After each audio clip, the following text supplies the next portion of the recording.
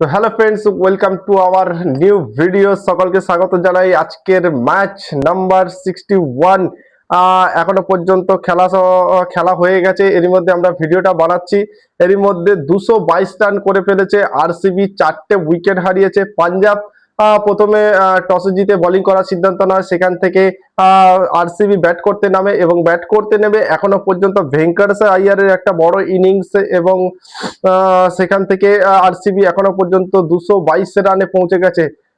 সেখান থেকে পাঞ্জাবকে জিততে গেলে 222 রান করতে হবে। তো আজকের ম্যাচ কি পারবে এখান থেকে আজকের পাঞ্জাব জিততে? কারণ পাঞ্জাব এখান থেকে আজকের যদি জেতে বা সেখান থেকে তারা কোয়ালিফাইয়ের দিকে এগোবে, না হলে আজকের যদি ম্যাচ হেরে যায় তারা সম্ভবত প্লে অফ থেকে প্লে অফ থেকে বাদ চলে যাবে।